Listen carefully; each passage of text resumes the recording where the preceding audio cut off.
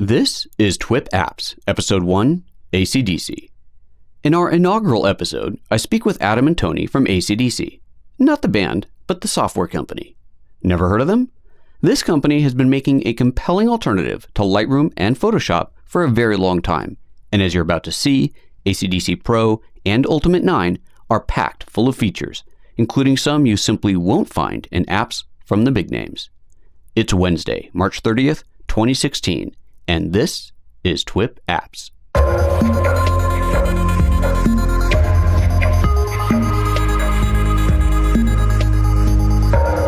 Welcome everyone to the very first episode of TWIP Apps. That's This Week in Photo Apps. This is a brand new show on the TWIP network, and we are incredibly excited to bring to you our very first guests. Our very first guests are from a company called ACDSee. Their names are Tony and Andy, and I'm going to bring them on the screen right now and introduce them to you. Gentlemen, this is Tony and Andy. Hi, guys. How are you today? Hey, good. How are you? Right on. Excellent. Well, thanks so much for coming on the show and for being kind of a guinea pig here for our very first episode. This is really exciting. Hopefully going to be a very fun, very popular new podcast, and I am just thrilled that you guys are the number one episode for us. So thank you again, and welcome to the show. Thanks so much for having us. This is awesome. Yeah, we're thrilled too. Right on. Right on. So let's start off with just telling the audience what the app is that we're going to be looking at today. Yeah, so we're going to be talking about ACDSee Ultimate 9 today, which is ACD Systems' top product for photo editing and photo manipulation, as well as management. Okay. Yeah. So where does this fall into the just kind of a top-down view of this into the gamut of all the other photo management / editing apps out there? Obviously, the popular ones, if you're on a Mac, would be Photos.app. Aperture is gone, but Photos app is something more like an iPhoto type of a replacement. Then, of course, you've got Lightroom and a few other things out there. Those are obviously the big names. Where does your app fall into there as far as kind of skill level? Is it more for amateurs, more for mid-level professionals, and so on? We have three different levels. There's the standard, pro, and ultimate. Okay. So the ultimate is obviously aimed at professionals, same as the pro. And it's kind of broken up into separate modes. So there's like the management side, which is, manage your photos. And then there's the develop mode, which is direct kind of competitor to Lightroom. And then we have edit mode, which is a kind of layered editor, more Photoshop style. So it's kind of a lot of different areas combined in one application. That's one of the strengths of it. Okay. So is it meant to be an all-in-one, all-encompassing, this is the only app that you need to do your photo management and editing? That's what we aim for, but obviously there's more specialized things that you might want to turn to at time to time. Sure, yeah. Fair enough. And the other thing, too, is, ACDSee Ultimate 9 and the Pro products, they're really sort of directed towards photographers who want to take their creative potential to the next level and try new things with that. So it offers a lot in terms of the tweaking of photos and being able to change color and things like that, Okay. All right. And you've got all your standard organization, star rating, color tagging, that sort of thing. Is that all in there as well? Yeah, certainly. Okay, great. And what is the price point of the app? There's three stages of it. So what are the three different prices? Well, ACDSee Ultimate 9 is available for $149. Okay, great. And that's the top end. And where does the lower end start? So ACDSee Pro 9 is $99, and ACDSee 19 is $49. Awesome. So, okay, $49.99 and $149, you said, right? Yeah. Okay, great. Nice, easy split, easy for people to remember, and definitely a fair price, especially when you're comparing it to some of the other solutions out there. So that's awesome. All right, well, we are going to jump into the demo part of it here and let you show off what you do. But before we do that, we want to thank our sponsor, FreshBooks. Now, FreshBooks is a cloud accounting solution. If you've never tried this out, it is a great way to manage your accounting for small businesses. Now, when I first started my business on my own, when I went on my own, you start off with an Excel spreadsheet, something like that, and it just doesn't work. It's really hard to get your invoices out. It's hard to get your bills paid and so on. FreshBooks takes care of all of that. It makes it really easy to It makes it really easy to do your invoices, to keep track of them, to know who's paid you and who hasn't, even to get paid. Because when they get the invoice, there's a little button on there that says pay me, and they just click that and pay you with PayPal or whatever else. So really, really great solution. So if you're starting out in business and you want to make your invoicing a lot easier, then make sure you check out freshbooks.com. You can set up a free account there. All right, let's go ahead and get back to this. Let me go back to seeing you guys on screen here. And if you're ready, why don't you go ahead and start sharing your screen, and then I'm going to put you full screen so that everybody can see exactly what you're showing us. All right, looking good. I can see your screen clearly, so why don't you give us the lay of the land here. What are we looking at? Yeah, so the first thing we're going to be talking about is manage mode here. And the big thing about ACDSee, and one of the big things that makes ACDSee a unique product in general, is the fact that we can interact directly with our hard drive. So there's no import needed of any of the files. So you just, in this case, in folders here, you just navigate to whichever folder you've put your photos of, in this case, and it's all right there for you. So there's just no import needed, and that's somewhat of a unique feature for products like these. Okay, so now do you have an import dialog if you want to do that, since obviously people have to get their pictures from their cards one way or another? Yes, we do, for sure. If you want to do it that way, you can use that, or you can just browse your hard drive. So okay, great. The way it works. So either way on there, good. And just, we didn't mention this before. I want to point out we're looking at a Windows machine here, so obviously this is on Windows, and this is available on the Mac as well. Yes, we have a Mac version. It's not identical to this though. So okay. Yeah, but this is a Windows product for sure. Okay, great. Yeah. So in Ultimate 9 here, so in terms of management functions, when we're looking at this, so what do we see? So on the left-hand side, we see this column right here, and this column all has to do with navigation. So navigation through your files, through your folders in this case, your cataloging of files, whether it be in an album, people that sort of categories in these regards. As well as files that you've rated a certain way, just general tags and keywords for your files. And then moving over to the right-hand side, we have all of these sort of assignment functions. So for example, in this case, we wanted to rate all of our files here top rated, then you can look at that and then navigate to that through sort of this catalog section here. Okay. So just going through and having a really being able to label everything as you want, And then the other nice thing too is on in this section right here, we can add metadata as well to our files. So if we're ever in a position where we want to add additional information and then apply that information to the file. So we have that those capabilities as well, so and just the ability to just add keywords and that sort of thing. Great. So now, when you're making changes in that properties panel there, and you have multiple images selected, those changes are going to get applied to all the images at once. Yeah, absolutely. So in this case, if I was to we'll just assign a color to these ones. So all of these are applied at the same time. Mm-hmm. And then if we want to bring these files up, maybe we have a specific structure, like all of our wedding photographs are set to this purple category. Then we can just bring that up by navigating to it. Okay, great. Yeah, I like how you can apply it to multiple images from that one panel. I know Aperture users will remember that when you were in the panel, it only affected a single image, and you had to open the batch editor to do multiple images at once. I believe in Lightroom it applies to multiples at once, like yours does here. So it's good to see this approach. I think it's definitely a more efficient way to do things. Yeah, and so another thing about this too, which is kind of neat, is the ability to, so down here we have a whole bunch of set categories. So for example, if you're wanted to look up a photograph by a certain category, for example, ISO, your camera's ISO, you can go about it that way.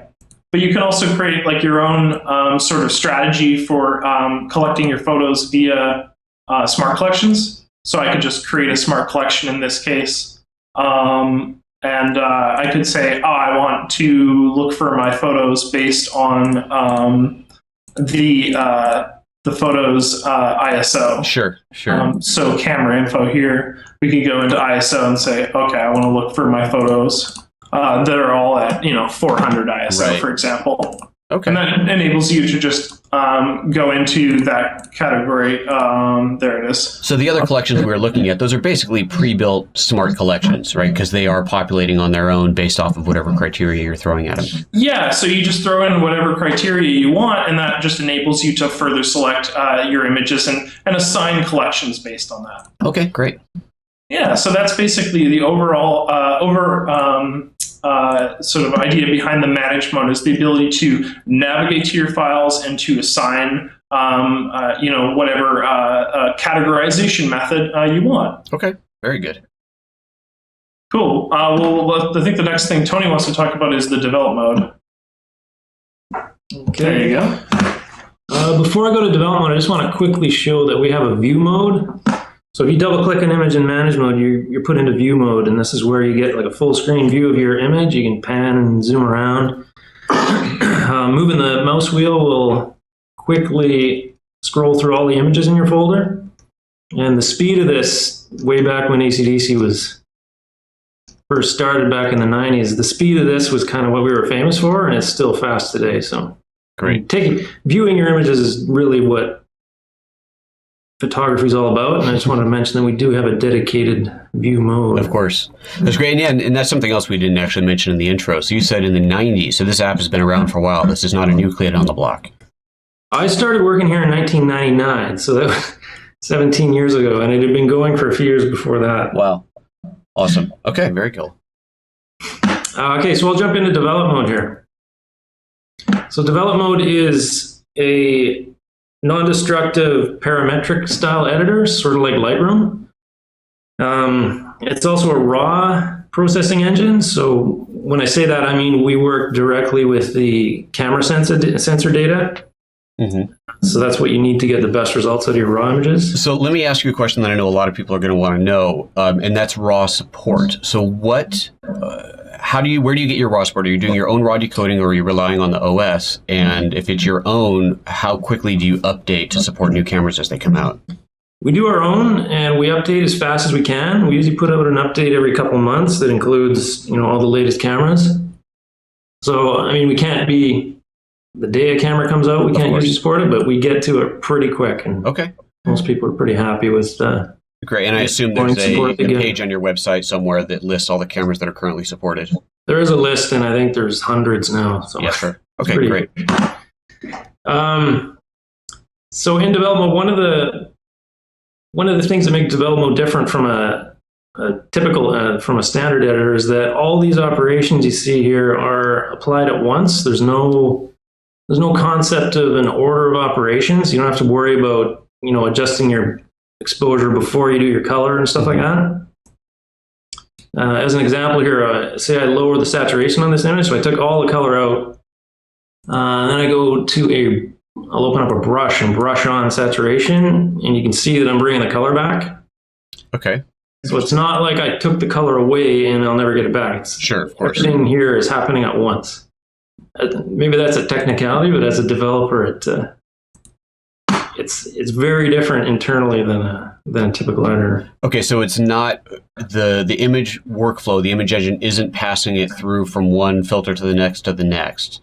No, you can do anything at any point. You can go back later and change things, and it doesn't matter what order you did things in. It's pretty powerful that way. Got it. And I think if I remember, the technical term for that is concatenating. Is that right, or is that concatenating? Maybe. I'm not sure. Fair enough. I'll just give you a quick run through all the tools we have in here. So there's a general tab. You got your exposure, fill light, contrast, saturation, vibrance, all the probably the most commonly used things. Mm-hmm. And then there's all these different groups here. So there's your white balance. We have a light EQ. I'm going to talk about this a bit because it's pretty spectacular. It's a tool specifically for adjusting the contrast and lighting in your image. And it's not just a simple, brighten and darken. There's an algorithm there that's looking for structure in the image, and it's finding different tonal ranges and adjusting based on what it sees. So there's three modes. There's a basic mode. There's a standard, which is kind of like an EQ. Oh, interesting. Light EQ. So you can adjust. You can kind of see here. I'm brightening the the darker tones in the images. So that under the building there, it's picking up just that. Doing a pretty good job of it. I guess the other thing too is you can click right on the photo itself and adjust the. Yeah, you can drag up and down. Very nice. Create contrast. That's a great feature. There's an advanced mode here as well, which it says it's advanced, but I found it the easiest to use because you can just drag up and down and so instead of the sliders, you can grab pretty much anywhere on that curve. And if you really exaggerate things, you can get kind of an HDR style image out of, normally you need multiple images to get this sort of effect. It does a pretty good job of single image that effect HDR and you realize photo. you've gone too far, but yeah, for sure. And we have a patent on this. The algorithm patented, so there's nothing like it out there. And a lot of people buy ACDSee just for this feature. It's really that good. Interesting. I wish I could say I was the one who wrote it, but another guy did this. That's cool. It's really nice.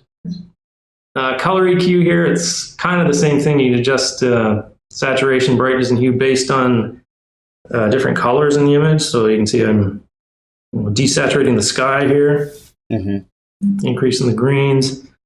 And again, you can click and drag on the image itself. So like to click on the green side of the building. I'm dragging up and down on the green there, and it's reduce saturation. Coming and going. Right. Very nice. We got a typical tone curve in here. I should say that we're running at a reduced resolution here for the video. Normally you can see a lot more on your screen at once.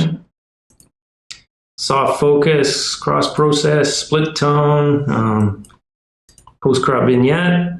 Okay. All so all the basics, and then that EQ one is definitely interesting. Yeah, it's worth trying out. Yeah, for sure. We got sharpening, noise reduction, chromatic aberration. There's defringing in there. There's a geometry section with lens correction. We have automatic lens correction now, so if you set up your camera lens profiles, it'll automatically take out the lens distortion. Now, is that something you have to manually set up, or is it going to sniff that out of the metadata and apply the right distortion? I think it'll try to do it automatically, but if you set it up once, you don't have to worry about it. Like it'll automatically know that your next image came from the same camera lens and do it automatically for you. Okay. So that's a big time saver. Gotcha. And then there's perspective correction, cropping, vignette, all the typical stuff. And then there's a repair tool with, we got heel clone and red eye reduction. So it's a pretty comprehensive tool set, pretty much everything you need to do adjustments in here. I'll just do a quick little sample editing session. So let's say I want to add some contrast here. I made an S-curve. I got contrast that's good in some areas. Obviously, I've darkened the under the building too much. I could have used light EQ and just done it. Forget about it, but I'll, for demo purposes, I'm going to use the brush here. So the number of adjustments here can be applied with a brush gradient or linear gradient, or radial gradient, sorry. So if I want to set up a brush to increase the exposure under this building, I can just brush away and make a selective adjustment. Okay. And it's working in conjunction with the global adjustment. So now you can see I can brighten and darken under that building. Certainly. Set up a second brush. Say I want to do something to this statue here. So I can have multiple brushes doing different things, and they're all working with the global adjustments. By hovering over those, you can see my... oh, nice. That makes it easy to see exactly where you've brushed. Yeah. Just hover over it. That's great. And by clicking on each brush, you get the separate settings. Okay. Very nice. And how many of those brushes can you have? You can have 7 brushes and 7 gradients and 7 linear or radial gradients all at the same time. We also have it in the detail tab, so you can brush on sharpness. And that includes negative sharpness, which is blurring. So let's say I can blur the whole image and set up another brush and brush on sharpness, which will undo the blurring. So you can Oh, interesting. Okay. Well, that's I'm really doing a terrible job of well, selecting. that's really showing what you were talking Be about very before. specific about it, you know? Yeah, that's really showing what you were talking about before of doing everything at once. It's not, you're not now sharpening the blurred image, you're undoing. Yeah, the image was never blurred. Right. Every pixel kind of is the sum of all the totals of all the adjustments you've made. So Got it. Very nice. Now, it's since you're better brushing quality in and here, easier to use that way. oh, yeah, absolutely. Since you're brushing around in here, and you commented, obviously, you're not getting a real clean mask because you're just brushing around quickly, but are there edge detection tools in here for cleaner brushing? There isn't currently in develop mode. There is in edit mode, though. Okay. But we'll get to that later. Okay. So let's say I'm happy with my image. I go back to manage mode. I'll save my changes. What's interesting that you have to save there. So what is it saving at that point? Because your original presumably is still untouched. So it's saving a metadata instruction set to apply to the image? Basically, yeah, everything you did in develop mode is now stored as internally in ACDSee as a parameter string, basically. Right. So that lets me go back into develop mode. Say I realize I blurred way too much here. Maybe this is a month later or something. My brushes are all there. All my settings are still there, so I can decrease that crazy amount of blurring I put on. So it's totally non-destructive in that way. Okay. You can go back later and do whatever you want. One other thing I'm going to mention here is that we have snapshots. So let's say I like this image. I'm going to create a snapshot. Well, let's leave the default name. Maybe I also want a black and white version of this image. So I'll create a second snapshot. Save my changes. So now I actually have two versions of this image. And if I go into view mode, we have a snapshots tab here. So I can switch back and forth. Nice. Now, when you're back in You manage can have mode, is there multiple settings without having to duplicate your image. Sure. Yeah. Now, when you're back into manage mode, is there an indicator that you have multiple snapshots on that image? Yeah, there's an icon showing that there is a snapshot, at There it least is. one. Cool. And that's showing that it was developed. Now, if you wanted to have all those snapshots visible in this mode, so you have your color and your black and white one side by side, is that something you can do? Do you just duplicate the file? You can't show them all at once in manage mode. It's kind of hard because it's not really a file. Right. It's like, anyways, you can do it in view mode, or you can go back to develop mode and manage. Okay, right. Because at this point, we're not looking at we're looking at the Finder or the folders in the operating system is what we're looking at here. So that's the original picture with your instructions applied on top of it, and that's literally what we're seeing here. Okay. Yeah. All right. Very good. And then, of course, I can also restore original. Once I do that, everything's back to normal. Sure thing. So that's kind of it for develop mode. We also have edit mode, and that's more of a traditional style editor. That's where, it's not fully non-destructive. There's some things that are non-destructive, but it's the place you want to go if you want to get more creative and use masks and selections and layers and all that sort of thing. And Adam's going to demo that for us. Okay, great. Yeah. So moving into edit mode, what Tony said is very true here. So in basically in edit mode, I mean, what you're seeing here is so your edit mode menu on the left-hand panel here, and then so your adjustment layers on the right. So when you're interacting with these tools on the left here, you're interacting with sort of destructive changes. And then when you're interacting with your adjustment layers here, all of these is non-destructive. So you can go in and make changes at a future date. Interesting. So I'm going to open up a photo here. I'm going to show one of the big things. So in adjustment layers here, we're going to make some changes to this, and we're going to show how you can go in and you can adjust those at a future date. Okay. So in this case, we got a picture of our lady with the kimono on here. And I want to add some elements to this. So what I'm going to do is I'm going to pull this file over top here. We're going to add it to over top of the image. And we're just going to expand this, make it a bit bigger. So we're going to increase the bounding box there. And then what we can do is with this photo over top of our layer 1 here, we can go in and we go, okay, I want to apply a screen mode to this. So we got this effect where it is applying a like an overlay here. And so what else can we do? So I can go in and I can make some adjustments to this. We can adjust the curves on the photo. So go in and, we can make the midtones a bit darker there. And then so this right here is editable, right? And it's also something you can apply a clipping mask to. So we go in and we've made that change. We want to go, I like this photo. I also want to make the kimono appear more red. So you can go in and adjust the vibrance on the reds for this photo. And so both of these layers in this case are impacting the photo below it. And then we want to make a change to this guy. So we go in, I want to increase the vibrancy on this photo right here. But this change would be impacting both photos. So we want to just make it so that it impacts just in this case, the sort of landscape photo over top. So anyway, I'm going to make like a vibrancy change here.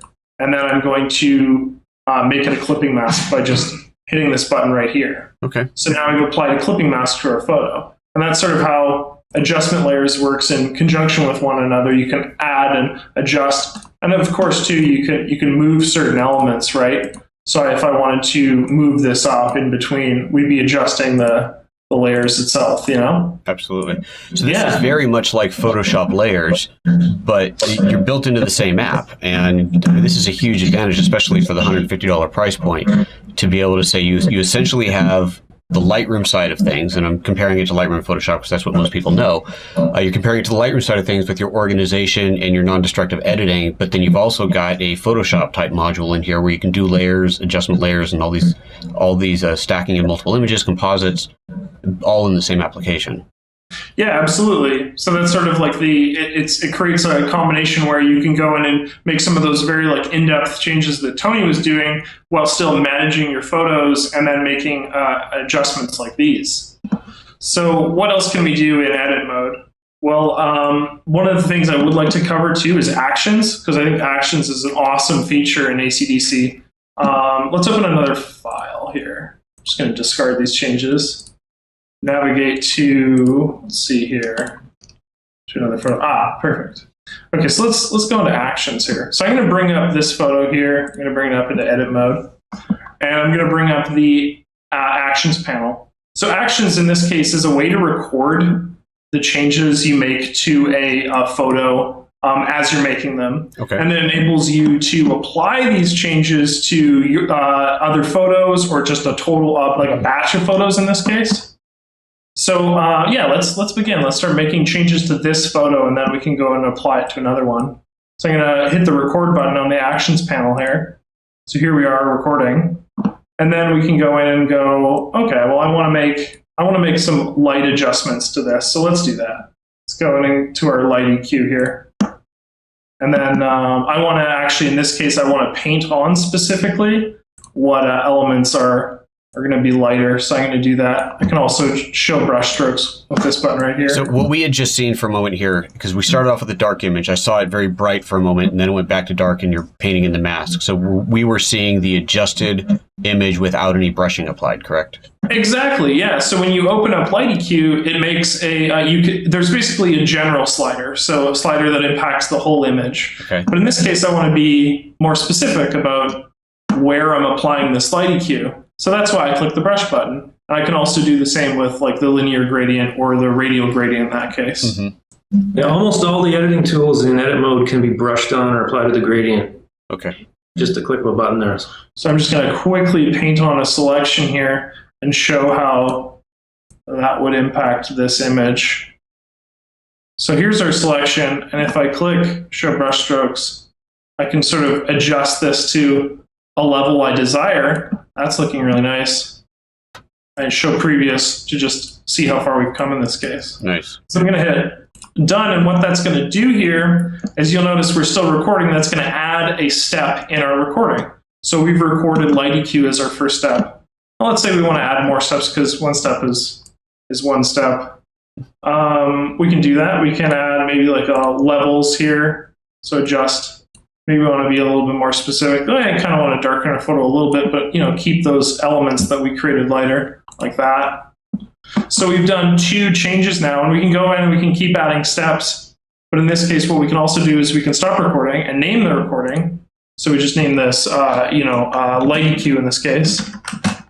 And then we've saved this, and it's added to our panel of actions here. So what I can do now is just leaving edit mode altogether. I can go in and go back to manage mode. I'm going to discard that. And I can make those changes to a number of photos. So we're back in manage, and then we can go in and say I want to go ACDSee actions, and then I want to produce light EQ on them. So I'm just going to play that action on here, and it's going to make these changes to all the photos. Very nice. And it's going to actually add them to ours as a new object. So it's not going to save over the originals or anything like that. It's going to create new files. And it applied the same brushstrokes that you had before? Yeah, here, I'll bring one up so you can see. I mean, in this case, it's not going to be exactly what we're looking for in this photo, but you'll see that those are the exact brushstrokes we made in the previous photo, if you're going to recall. Yeah. Now, what happens here if you were to apply something like that to a different resolution image? Is the brush, or are the brushstrokes going to be scaled to that resolution, that aspect ratio, or is it going to? They will get scaled. Okay. So if you apply something like a border or say watermark or some text, right, it'll get scaled to fit as you would expect on any sized image. Great. Brushstrokes don't really work great as an action unless you sure. If you set up a tripod and took a bunch of the exact same picture at work. But the point is that you can take an action like that. Say you're at a wedding and you take thousands of photos at your wedding, and you're going to go and you're going to pick exactly the changes you want to make.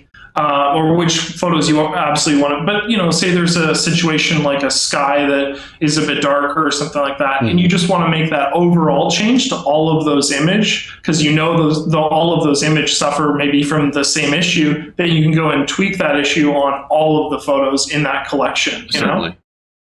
Very good. So here's another, this is kind of like, I think one of my favorite tools in terms of adjusting a photo too is, so right here we got a really nice photo, but we have a photo that has elements of haze in the photo, like there's a fog element in here. So if we want to go in and we want to adjust that, we can go to dehaze, which is under exposure and lighting in the edit mode menu here. It's also available in our adjustment layers. So if we want to go in and we want to make a change to this photo, we can. And so what we can do here is we can go to the linear gradient tool. And then it brings up this sort of box selection tool here. So what this is going to do is, in this case, it's going to show the red area, the gradient mask. That's the area that's going to be adjusted or changed on this photo. Mm-hmm. And you can, move it around and that sort of thing. You can also make it more extreme of a change, or make it softer. Sure. So we can go and increase the amount of dehaze here and remove the gradient mask. And it gives you an idea of what, the sort of the specific power of being able to choose the brush or the gradient slider. Absolutely. There. No, I love gradients as a way to do editing. I find it to be very quick and intuitive, and usually works very well, and you don't have to worry about brushing, which is always nice. Yeah, totally. It just enables you to be, like in this case, enables you to select a large portion of it where, obviously if you don't want to do it to the whole image, or you want it to be less selective than choosing individual components. So it gives you that sort of... So since we're in the edit mode and we're on the left-hand side column, that means that these are destructive edits at this point, correct? Yeah, these are destructive edits. Now, that being said, a lot of these tools are also available as adjustment layers. Got it. So these tools are also available in a non-destructive way. Okay. And if you want to be truly non-destructive, then you can perform actions in develop mode like Tony had sort of discussed. So there's one other cool tool I think would be really exemplary of the product, and that's pixel targeting. So I'm going to bring up a photo here of this Matador image. And say I want to... In this case, this is going to be a pretty dramatic change. But say I don't want this to be red. I want this to be blue. Contrary to the concept, but it's a neat idea. So I can go in and I can make a change to this by going into color balance. And then I want to select only the red elements. So I go into pixel targeting, which is up at the top here. And so what we can do with pixel targeting is target, in this case, the red pixels. So I'll go in and I'm going to minimize everything but red. It's kind of small here, but you'll notice that there's a target mask, and it shows you which elements of the image are going to be targeted when you use or when you adjust the color. So why don't we brush on our changes here? So I'm going to sort of just adjust the nib width here and make some selections. In this case, I'm going to do this because there are some elements in the photo that, like the sock, for example, that do have like red elements in them. So I just want to be absolutely sure I'm just targeting this. But it's further refined with the pixel targeting that we've used. So this makes this just super quick to go in, and then I can adjust the hue however I like, There you go. Very quick and simple way to change colors. That's great. I love that pixel targeting. That's a really clever way of handling it. And it can be used for so many things. If you just want to enhance the eye color, for example, that looks like it'd be a very easy way to do that. Absolutely. Nice. Tony, is there anything you wanted to add in regards to edit mode? We do have special effects as well. Yeah, so there's like a preset of a bunch of different special effects. So it's kind of... Yeah, let's go ahead and take a look at one of those. There's about 50 different effects you can apply. There's a cool one. You could do like split the image and things like that. Just like a bunch of tools that you'd be able to use, if you wanted to add grain or something like that to a photo. And again, everything here is brushable. So I can, I invert the brush strokes. I can kind of... Interesting. Go in and brush individual elements. Okay. Yeah. It's powerful that you can brush on pretty much anything without... Yeah, for sure. There we go. And it works with pixel targeting too. Got it. So those are kind of global. They're available with everything, the brushing and gradients and pixel targeting. Right. And I saw in there as well, I think it was under the edit menu, you have text. You mentioned borders and watermarks. These are all things that are built in. Yeah, so these are going to be really common ones I see. Vignetting, for example, on a photo, like you can go in and you can make vignette changes on your photo and add that. And that's something that I think people use pretty commonly. Sure. It's one of those ones so we can go in and just add a really slight tinge on the corner there, just sort of give it a nice vignette. Very good. Cool. I love it. Well, let me, is there anything else you wanted to show up here? I think we focused on the big elements there. Thanks. All right, absolutely. Yeah, selections as well. It's another thing you'd expect, and we do have that. Very good. All right, guys, thanks. That's pretty impressive. That is a lot of features packed into one app, especially at that price point. I'm really impressed at how it really does, like I said during your demo, it's almost like a mix of Lightroom itself. You got your photo management, your non-destructive edits, but then also Photoshop types tools with your layers and everything else in there. That's pretty impressive. Yeah, it's a nice mix. It's been under development for over 20 years, so there's even a lot of stuff that we didn't show. We just don't have time. I'm sure.